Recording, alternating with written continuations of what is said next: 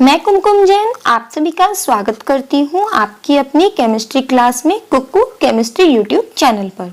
बच्चों, आज के टॉपिक में हम क्या पढ़ने वाले हैं? परिक्षिप्त प्रावस्था और परिक्षेपण माध्यम की प्रकृति के आधार पर कोलाइडी तंत्र को 3 भागों में बांटा गया है। परिक्षिप्त प्रावस्था का मतलब क्या है? जो भाग कम हो।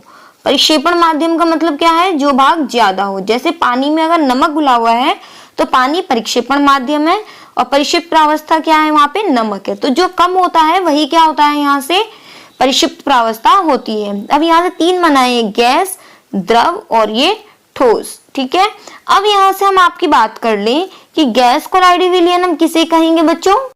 तो गैस कोलाइडी विलयन हम यहाँ से कहेंगे कि जिसके अंदर परिक्षिप्त प्रावस्था क्या होगी? गैस होगी, अर्थात कम मात्रा में क्या होगी? गैस, और अधिक मात्रा में ठोस भी हो सकता है, द्रव भी हो सकता है। ठीक है, गैस का कोई कोलाइडी विलयन नहीं बनता है, ये ध्यान रखिएगा।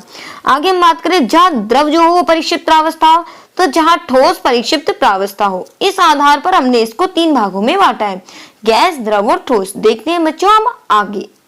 चलिए बच्चों, यहाँ से पॉइंट देखिएगा कि यहाँ से हम बात करते हैं कि गैस यदि परिक्षिप्त प्रावस्था है और परिक्षेपण माध्यम द्रव है। देखिए बच्चे, यहाँ से हम बात करते हैं, ये हमने यहाँ पर बात कर रहे हैं इस चीज की कि गैस, द्रव तो क्या है? परिक्षेपण माध्यम। ठीक है, ये हमारे पास द्रव है, इसके अंदर हमने क्या डाल दिया? गैस डाल दिया। अब द्रव के अंदर कम मात्रा में क्या डाली जाए? गैस।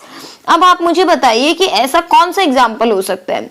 चलिए मैं आपको वैसे डेली लाइफ के हिसाब से बताती हूँ। पानी में अगर गैस घुली हो तो क्या हम कोल्ड ड्रिंक जो पीते हैं, जैसे हमने पेप्सी पी है, कोल्ड ड्रिंक लिम्का पी है, मिरिंडा पी है, ड्यू जो सबसे ज्यादा पीते हैं, तो मैं आपको ये बता दूं, जो कोल्ड ड्रिंक हम पीते हैं उस कोल्ड ड्रिंक में छोटे छोटे हम देखते हैं एयर बबल्स आते हैं, तो वहां पानी में घुली होती है CO2 गैस। तो मैं आपको बता दूं, वो सोडा वाटर या फिर आप कह सकते हो कि पानी में अगर यहाँ से CO2 गैस घुली हो, Na2CO3 भी घुला हो सकता है, तो वहां से वह किसका एग्जाम्पल होगा? गैस परिक्षिप्त प्रावस्था। द्रव किसका एग्जाम्पल? दोनों मिलकर क्या बना देते हैं? वहां से गैस कोलाइडी विलयन बनाते हैं। ऐसे कोलाइडी तंत्र का नाम क्या होता है? झाग या फेन। फोन लिखा हुआ है, फोन नहीं है, यह है फेन, झाग या फेन। तो इसमें साबुन का विलयन, फैटी हुई क्रीम और सोडा वाटर को लिया जा सकता है। सोडा वाटर का जो झाग बनता है हमारे पास, वो इसका उदाहरण है, क्योंकि झाग के अंदर अधिकतम इसमें पानी के अंदर क्या होती है? गैस होती है। चलिए बच्चों, अब दूसरे एग्जाम्पल देखो। यहाँ से गैस कम हो और ठोस ज्यादा हो, मतलब ठोस तो है हमारे पास ज्यादा और गैस क्या है? कम है। ठोस के अंदर गैस अभी थोड़ा अजीब सा हो गया, जैसे इसके अंदर एग्जाम्पल दे रखा है रबड़, केक। चलो केक एग्जाम्पल बहुत अच्छा है, केक सभी ने खाया है, पेस्ट्री सभी ने खाई है। जब हम पेस्ट्री को बीच में से तोड़ते हैं तो जालीदार संरचना दिखाई देती है हमें। चलो केक की बात हम नहीं करें, ब्रेड की बात कर ले, उसके अंदर जालीदार संरचना दिखाई देती है। क्यों होती है? क्योंकि जब मैदा वहां से फूलती है तो उसके अंदर से क्या होती है? गैस जो होती है, CO2 गैस, जिसके कारण केक फूलता है। जो केक जिसके कारण फूलता है वो है अपना सोडियम कार्बोनेट या सोडियम बाइकार्बोनेट। ये गैस का हमने इसको बात मान ली कि ये हमारे पास क्या है?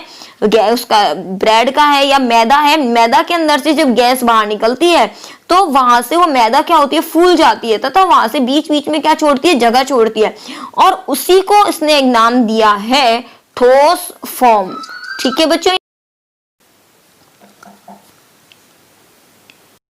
आगे देखिएगा स्टूडेंट्स, हम यहाँ से किसकी बात कर रहे हैं? केक की बात हमने की थी, तो ये हमारे पास क्लियर हो गया है यहाँ से।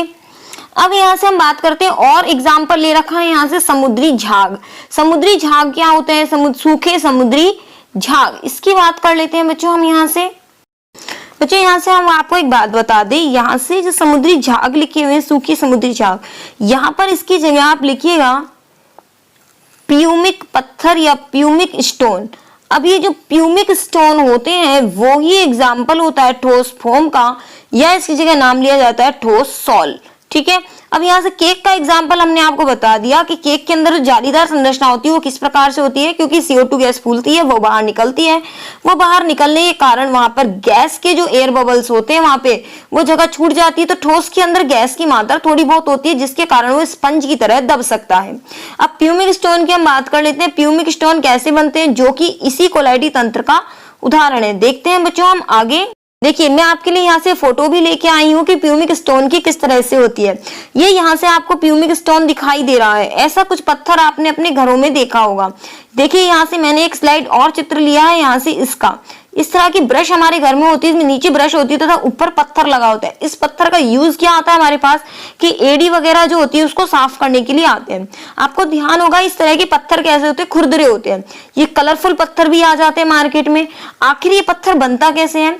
जब ज्वालामुखी फटता है तो ज्वालामुखी फटने के समय क्या होता है बच्चों, लावा बाहर निकलता है। तो उस समय इन पत्थरों में से अंदर से जो गैस बाहर निकलती है, उस वजह से ये पत्थरों में ये पत्थर क्या होता है, अंदर से अंदर जब गैस बाहर निकलती है ज्वालामुखी की, तो उसमें जब गैस बाहर निकलने लगती है तो वो छिद्र जो होते हैं उस पत्थर में हो जाते हैं। क्योंकि गैस जब बाहर निकलेगी तो अपना जगह बनाएगी, और जब बाहर निकलती है तो आपने एक भी चीज नोटिस की होगी, ये पत्थर वजन में बहुत हल्के होते हैं क्योंकि बीच बीच में क्या होती है, एयर बबल्स होती हैं। और अगर इन पत्थरों को अगर पानी पे डाला जाए तो ये पानी में डूबते भी नहीं है। कारण है क्योंकि ये पानी से हल्के होते हैं। तो ये खुरदरे पत्थर, इन्हीं का नाम दिया जाता है प्यूमिक स्टोन, जिसके अंदर ठोस के अंदर एयर बबल्स होते हैं, गैस की जगह होती है, जिसके लिए हम इसको किसमें अंतर में गिनते हैं, गैस की मात्रा तो कम होती है, ठोस की मात्रा अधिक होती है। ठीक है, और ये मिलकर बनाते हैं हमारा ठोस झाग या ठोस फेन, जिस प्रकार का कोलाइडी तंत्र यहाँ पर बनाते हैं। तो मैंने आपको फोटो भी दिखा दी है। बच्चे बहुत कंफ्यूज रहते हैं कि प्यूमिक स्टोन होता क्या है, तो मैंने आपको ये चीज फोटो से समझा दी है। पढ़ते हैं बच्चों हम। से अपने गैस कोलाइडी विलयन हो गए। अब देखिए दोबारा दूसरा अपना क्या है, द्रव कोलाइडी विलयन। यहां से देखिए गैस अधिक मात्रा में है और द्रव कम मात्रा में। ऐसा कब होता है कि गैस तो ज्यादा हो और द्रव क्या हो, कम हो। तो देखिए बादल का एग्जाम्पल यहाँ से लिया है। बादल जो होते हैं ये इसी एग्जाम्पल का उदाहरण है। एक चीज मैं आपको बता दूं बच्चों, जहां भी गैस आपको परिक्षेपण माध्यम का कार्य करती दिखाई दे तो उस कोलाइडी तंत्र का नाम होगा एरोसोल। क्या नाम होगा उसका, एरोसोल। मैंने आपको पहले बताया था, जब गैस परिक्षेपण माध्यम का कार्य करती है, एयर परिक्षेपण माध्यम का कार्य करती है, तो इसे हम क्या कहते हैं, एरोसोल कहते हैं बच्चों। ठीक है, तो यहां से इसका नाम क्या होगा बच्चों, एरोसोल। तो एक दूसरी चीज हमारे पास बादल में ज्यादातर क्या होती है, गैस ज्यादा होती है। तो हवा ज्यादा होती है, गैस ज्यादा होती है, लेकिन उसके अंदर पानी के छोटे छोटे कण भी होते हैं बादलों के अंदर। तो द्रव कम मात्रा में होता है, गैस अधिक मात्रा में होती है। तो इसका एग्जाम्पल क्या याद रख लेंगे, बादल। कोहरा भी इसी तरह से होता है, सर्दियों में कोहरा हो जाता है। कोहरे में से जब हम निकल के जाते हैं तो हमारे कपड़े भी गीले हो जाते हैं। इट मींस हम उसके अंदर से निकल कर जा सकते हैं, अर्थात वहां पर किसकी मात्रा ज्यादा है, गैस की मात्रा ज्यादा है। हमारे कपड़े गीले हो रहे हैं, इसका मतलब इसके अंदर थोड़ी बहुत नमी भी है। तो ऐसे ध्यान रह जाएगा, कोहरे के अंदर गैसीय पदार्थ ज्यादा होता है और नमी वाला पदार्थ कम होता है, अर्थात गैस ज्यादा है, नमी कम है। तो ये किसका उदाहरण हो गया, द्रव कोलाइडी विलयन का उदाहरण हो गया। अगला देखिए बच्चों, दूसरा उदाहरण क्या लिखा हुआ है, द्रव यहां से लिखा हुआ है। द्रव मतलब द्रव ही तो परिक्षेपण होगा और द्रव ही परिक्षिप्त होगा। इसको हम पायस भी कह सकते हैं और इमल्शन, दोनों ही याद कर लीजिए, पायस भी और इमल्शन भी। उदाहरण है इसका बेटा दूध और तेल जल मिश्रण। दूध का एग्जाम्पल मैं आपको ले लेती हूँ। दूध के अंदर चिकनाई होती है या नहीं होती, ये बता दीजिए पहले, ध्यान करिए। दूध के अंदर चिकनाई होती है, घी उसी से मिलता है। ठीक है, तो जो दूध के अंदर चिकनाई वाला भाग होगा उसको हमने तेल कह लिया या क्या कह दिया, वसा कह दिया।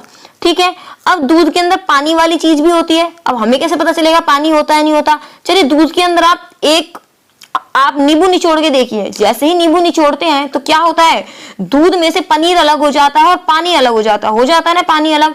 इसका मतलब दूध के अंदर क्या होता है, पानी भी होता है। तो दूध के अंदर पानी और तेल मतलब वसा, तो पानी और वसा का क्या मिश्रण होता है, दूध मिश्रण होता है। लेकिन दूध की खास बात होती है, दूध में पानी और वसा अलग अलग दिखाई नहीं देते हैं। वो दिखाई अलग अलग क्यों नहीं देते हैं, क्योंकि इसके अंदर पानी और वसा को जोड़ने वाला पदार्थ जो होता है वो होता है केसीन प्रोटीन। दूध के अंदर पाया जाता है बच्चों केसीन प्रोटीन, जो पानी और वसा को अलग अलग नहीं रहने देता, ये इन दोनों को घोल देता है। लेकिन जैसे ही नींबू निचोड़ा जाता है तो केसीन जो प्रोटीन होता है इसकी परत टूट जाती है और पानी अलग हो जाता है और वसा अलग हो जाती है। जैसे ही दूध में नींबू निचोड़ते हैं तो आप देखते हैं पनीर बन जाता है। तो पनीर वसा वाला पदार्थ जो होता है, पनीर वाला जो पदार्थ होता है वो अलग और पानी वाला पदार्थ अलग हो जाता है, अर्थात केसीन की परत टूट जाती है। तो अब मैंने आपको बता दिया कि दूध जो है वो कोलाइडी विलयन है, द्रव द्रव, तो दूध ध्यान रखिएगा द्रव ही इसमें परिक्षिप्त होता है, द्रव ही क्या होता है परिक्षेपण। उदाहरण देखिए, और तेल जल मिश्रण, आप देखेंगे कि पानी में अगर तेल डाल दिया जाए, ये पानी है हमारे पास है ना, उसमें तेल डाल दिया जाए अलग से, तो इसका जो मिश्रण कहलाएगा वो भी क्या कहलाएगा, इमल्शन या पायस कहलाएगा। अगला देखिए, इसके अंदर क्या है, द्रव ठोस। द्रव ठोस का एग्जाम्पल क्या है बच्चों, इस कोलाइडी तंत्र का नाम क्या है, जेल। जेल कैसे बनता है, चलो हम जेल की बात करते हैं। जेल आपने कौन कौन से देखे, एक तो बॉयज के लिए मैं बता दूं हेयर जेल आता है, ज्यादातर लड़के बालों में जेल लगाते हैं। तो जेल की क्या खास बात होती है, या हम कहते हैं एलोवेरा का जेल बनता है। और जेल क्या चीज होती है, जैसे पेस्ट की बात कर रहे हैं, कोलगेट होता है, जेल होती है उसके अंदर, जो अपना क्लोजअप आता है, क्लोजअप में भी जेली जैसा पदार्थ होता है। तो जेली के अंदर बच्चों लिक्विड तो होता है कम, लेकिन ठोस पदार्थ होता है ज्यादा, क्योंकि अगर लिक्विड ज्यादा होता है तो वो बह जाएगा। लेकिन आपने क्लोजअप को देखा है, क्लोजअप करते हैं रेड कलर का आता है, तो उसके अंदर ठोस पदार्थ ज्यादा होता है, वो ऐसे ही आसानी से बहता नहीं है, जैसे पानी बह जाता है, नहीं बहता ना। तो ठोस पदार्थ ज्यादा हो और द्रव पदार्थ कम हो तो वो क्या कहलाएगा, द्रव कोलाइड जेल कहलाएगा। बच्चों पेपर में कैसे आता है क्वेश्चन, पेपर में आता है कि पायस के अंदर कौन कौन से परिक्षिप्त और परिक्षेपण होते हैं, तो द्रवी परिक्षिप्त और द्रवी परिक्षेपण है। एरोसोल के अंदर परिक्षिप्त प्रावस्था क्या है, तो एरोसोल में एयर तो हो गया गैस, गैस तो होगी परिक्षेपण माध्यम, और द्रव हो गया परिक्षिप्त प्रावस्था। जेल, जेल का एग्जाम्पल ध्यान रखिएगा, जेल के अंदर क्या चीजें आएंगी, क्लोजअप को याद रखिएगा। क्लोजअप जैसे ही हम याद रखेंगे, क्लोजअप पेस्ट आता है, उसके अंदर ध्यान रखेंगे लिक्विड कम होता है और ठोस पदार्थ ज्यादा होता है। चलिए अगला देखते हैं, ठोस कोलाइडी विलयन। बच्चों ऐसे देखिए बच्चों, ठोस कोलाइडी विलयन, अब इसके अंदर गैस तो परिक्षेपण माध्यम है और ठोस कम है, ऐसा किसके अंदर होता है, अभी आप इसको ध्यान मत दीजिएगा। अब गैस परिक्षेपण है कि नहीं है, तो जब गैस परिक्षेपण हो तो मैंने कहा एरोसोल याद रख लेना, लेकिन उसमें भी एरोसोल था द्रव और गैस में, तो इसका एरोसोल कैसे याद रखेंगे बच्चों, इसका ठोस का एरोसोल है, ये किसका एरोसोल है, ठोस एरोसोल। चाहे तो ठोस का वायुसोल लिखिए, चाहे ठोस एरोसोल लिखिए, एक ही बात है। आप मेरे हिसाब से ठोस एरोसोल लिखिए, ज्यादा अच्छा रहेगा। चलो धुआं सबने देखा है कि नहीं देखा, धुआं देखा है। ज्यादातर धुआं जब चिमनी से निकलता है तो काले रंग का धुआं निकलता है, उस काले रंग के धुएं में क्या होता है, उस काले रंग के धुएं में होते हैं काले छोटे छोटे कण। वो छोटे छोटे कण किसके होते हैं बच्चों, वो छोटे छोटे कण होते हैं कार्बन के। जो कार्बन के जो छोटे छोटे कण होते हैं बच्चों, तो वहां पर धुएं में हमने कह दिया, धुएं में मैक्सिमम चीज तो होती है गैस, और उस छोटे छोटे उसमें क्या पाए जाते हैं, कार्बन के कण पाए जाते हैं। तो कार्बन के कणों की संख्या कम होती है, अर्थात ठोस तो कम है और गैस ज्यादा है। तो बच्चों सबसे पहले एग्जाम्पल याद रखिएगा, उसी से आप बता पाएंगे कि उसमें परिक्षिप्त क्या है और परिक्षेपण क्या है। आगे बात आती है, ठोस द्रव से मिलकर बनता है सॉल। बच्चों सॉल को उदाहरण को समझ लेते हैं हम, बहुत सबसे अच्छा एग्जाम्पल है जो पेपर में पूछा जाता है कि सॉल के अंदर परिक्षिप्त और परिक्षेपण माध्यम बताइए। इसको याद करने का तरीका क्या होगा, सॉल को आप याद कैसे कर लेंगे बच्चों, आसानी से समझिएगा। सॉल को मैं बच्चे से याद करानी हूँ। अच्छा सॉल को अगर इंग्लिश में लिखे तो क्या लिखेंगे, सॉल लिख गया नहीं गया। अच्छा मैं सॉल को एक बार को सॉल्यूशन लिख दूं क्या, चलो सॉल्यूशन लिख दिया। सॉल्यूशन मतलब क्या होता है, विलयन होता है नहीं होता। चलिए विलयन मैंने किसका मान लिया, एक बार को नमक का विलयन मान लिया। नमक के विलयन में नमक तो होता है कम और पानी होता है ज्यादा, तो नमक कैसा है, ठोस, और पानी कैसा है, द्रव। ज्यादा कौन सा होता है, द्रव ज्यादा होता है और ठोस कम। ठोस कैसा होता है, कम होता है। ये देखो आप, ठोस परिक्षिप्त प्रावस्था है अर्थात कम है, और द्रव परिक्षेपण है तो इसका मतलब ज्यादा है। तो सॉल से क्या याद रखोगे बच्चों, सॉल से याद रखेंगे सॉल्यूशन। सॉल से क्या याद रखोगे बच्चों, सॉल्यूशन। और जब सॉल्यूशन याद रखोगे तो इसका मतलब विलयन, और विलयन के अंदर पानी के विलयन में द्रव ज्यादा होता है और ठोस कम होता है। चलो यही आपका एक टेस्ट ले लेती हूँ आपसे। अगर मैं इन दोनों को उल्टा कर दूं, अगर द्रव तो चला जाए परिक्षिप्त में और ठोस चला जाए परिक्षेपण में, तो इसका मतलब द्रव हो जाए यहाँ पर कम और ठोस हो जाए ज्यादा। द्रव कम ठोस ज्यादा अभी भी पढ़ाया है, क्या पढ़ाया है बच्चों, जेली। जेली पढ़ाई थी ना, तो जेल प्रकार का कोलाइडी तंत्र बनेगा। चलो छोटा सा एक एग्जाम्पल और ले लेते हैं। द्रव प्लस द्रव को मिलकर कौन सा कोलाइडी विलयन बनता है, जल्दी से ध्यान कीजिए, हम साथ साथ पढ़ रहे हैं बच्चों। वो कौन सा था, पायस मतलब इमल्शन। अटेंटिव होके बैठिए, दिमाग को एकदम खोल के बैठिए कि हमें याद करके ही जाना है यहाँ से। चलो एग्जाम्पल इसकी बात करते हैं, सोने की, सोल की। सोल में सोने का सोल अर्थात पानी में क्या घोल दिया, सोना घोल दिया। या कोलाइडी सोना या जल में वितरित स्टार्च, पेंट, गोंद, इस प्रकार के। ठीक है बच्चों, अगला क्या है बिंदु अपना, ठोस ठोस अर्थात सॉलिड और सॉलिड को मिला दिया जाए तो भी क्या बनता है हमारे पास कोलाइडी विलयन बनता है। जैसे खनिज, खनिज के अंदर बच्चों यही होता है, अशुद्धि भी होती है और पदार्थ भी होता है। तो ठोस के अंदर ठोस ही जो होता है वो कोलाइडी विलयन का काम करता है। जितने भी रत्न होंगे, रूबी, ग्लास, विभिन्न रत्न, काले हीरे, तो ये सभी किसका काम करेंगे अपने पास, ठोस ही कम होगा और ठोस ही क्या होगा, ज्यादा होगा। एक ठोस कम और दूसरा ठोस ज्यादा। चलो हम थोड़ा सा आपका टेस्ट ले लें, इतने सारे हम पीछे से पढ़ के आए हैं। अच्छा, अब हम कह दें एरोसोल, केवल क्या कह दिया, एरोसोल। तो एरोसोल के अंदर एयर आ रहा है, तो एयर क्या होगी यहाँ से, गैस। गैस क्या होगा, परिक्षेपण माध्यम। बाकी बच गया द्रव, तो द्रव क्या हो जाएगा, परिक्षिप्त प्रावस्था। हमेशा अच्छी तरह पायस को याद रखिएगा, पायस में क्या होगी, द्रव प्लस द्रव होगा। अभी अभी मैंने कहा था सोल, तो सोल के अंदर क्या होगा, सोल मतलब सॉल्यूशन, सॉल्यूशन होगा, तो इसका मतलब पानी ज्यादा, तो द्रव तो परिक्षेपण हो गया और ठोस क्या हो गया, परिक्षिप्त हो गया। और बात कर लें, अगर मैं आपसे कहती हूँ धुआं, क्या कह दिया मैंने, धुआं। धुआं किस प्रकार का कोलाइडी तंत्र है, तो धुएं में क्या याद रखोगे, कार्बन के क्या होते हैं, छोटे छोटे कण, और साथ में क्या होती है, गैस। गैस भी होती है और धुएं में छोटे छोटे कार्बन की कण, इसका मतलब गैस ज्यादा है, तो गैस तो होगा परिक्षिप्त, और ठोस क्या हो गया इसके अंदर, गैस तो हो गई परिक्षेपण और ठोस हो गया परिक्षिप्त। ये देखिए यहाँ से ये हो गया अपना सॉल्व। अगर और एग्जाम्पल की बात कर लूं मैं यहाँ से, कोहरा, कोहरे में से निकल के जाते हो, कोहरे में क्या होता है, पानी ज्यादा होता है कि गैस ज्यादा होती है, कोहरे में से निकल के बाहर से ले जाते हो ना, इसका मतलब वहां क्या ज्यादा है, गैस ज्यादा है। हम गीले भी हो जाते हैं, इसका मतलब द्रव थोड़ा बहुत है वहां पे, है कि नहीं है, और गैस ज्यादा है, इट मीन्स यहाँ पर क्या हुआ, गैस किसका काम कर रही है, परिक्षेपण माध्यम का। तो इसका मतलब ये किसका उदाहरण है, एरोसोल का उदाहरण है। ठीक है बेटा, और याद कर लीजिए मक्खन, मक्खन किसका उदाहरण होगा। मैं आपको इसलिए ध्यान करा रही हूँ ताकि आप दिमाग में वो इमेज क्लिक कर दें और फिर फटाफट से कर लें। मक्खन कैसा होता है बेटा, मक्खन के अंदर अगर हम बात करें बेटा, तो मक्खन सॉलिड सा हमें दिखाई देता है, लेकिन थोड़ा थोड़ा उसके अंदर लिक्विड पार्ट भी होता है, क्योंकि वसीय होता है, चिकना भी हो जाता है। तो मक्खन के अंदर हम कहेंगे ठोस ज्यादा होता है और लिक्विड क्या होता है, कम होता है। तो द्रव कम है और ठोस ज्यादा है, तो इसको हम क्या कहते हैं, जेल कहते हैं। ये देखिए जेल का उदाहरण देख लीजिए, मक्खन है या फिर नहीं है, देख लो बच्चों एक बार। ये देखिए बच्चों मक्खन, जेल का उदाहरण, तो दिमाग में एक बार सेटअप रखिएगा बच्चों, ठीक है। चलिए बच्चों, अब यहाँ से हम देख लेते हैं कोलाइडो का वर्गीकरण, प्रावस्थाओं के मध्य आकर्षण के आधार पर और परिक्षिप्त प्रावस्थाओं के कणों के आकार के आधार पर। मतलब परिक्षिप्त प्रावस्था और परिक्षेपण माध्यम दो ही तो चीज होती है, मतलब विलयन में क्या चीज होती है, विलेय प्लस विलायक। इसी प्रकार से कोलाइड में भी दो चीज होती है, परिक्षिप्त प्रावस्था और परिक्षेपण माध्यम।